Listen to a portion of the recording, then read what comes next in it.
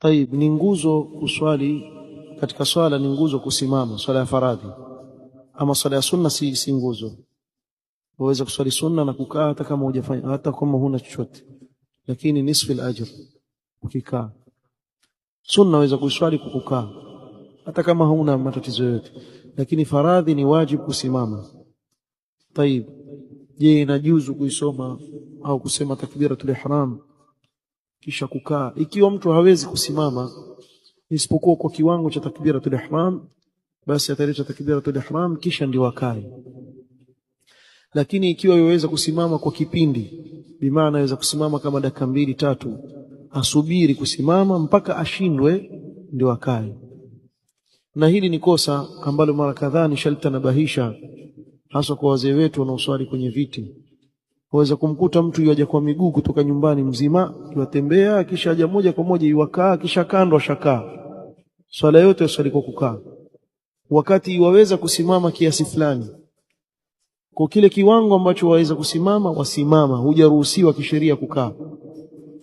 Mpaka ikifikia hali sasa huwezi tena, bimaana waumwa na yale maumivu huwezi kusubiria kwa kusimama, hapo ndio wakaa.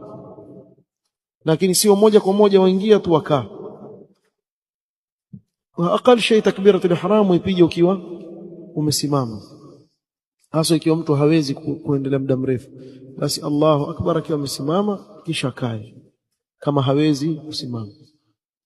Kwa hiyo haimaanishi kuwa una ruhusa ya kuswali kwa kiti kwa sababu huwezi kusimama, lakini waweza kusujudu, kuwa waruhusiwa kusujudu kwa kukaa. La, utaruhusiwa ile nguzo peke yake ambayo huiwezi. Tuseme kwa mfano mtu yuwaweza kusimama vizuri sana, kusujudu ndio hawezi. Huyu haijaanguka kwake yeye nguzo ya kusimama, itabidi asimame, arukuu, sami Allahu liman hamida. Watu wakisujudu ndio atafanya nini? Atakaa aishirie. Sasa kuna ahkam zinazofungamana na kuswali na kiti, wengi katika ndugu zetu hawaelewi, na mtu aweza kuwa yuswali swala yake ni batili na hajui. Ikiwa wewe huwezi kukaa tashahud kwa mfano, pale peke yake ndio umeruhusiwa kwa mfano kukaa kwenye kiti, lakini haimaanishi kuwa wasujudu juu ya kiti, warukuu juu ya kiti, wakati viungo vyote hizo sehemu zote waweza kufanya. Kwa sheria imekuruhusu ile sehemu ambayo huwezi peke yake, kwa usije ukaiamim ukaieneza katika swala nzima.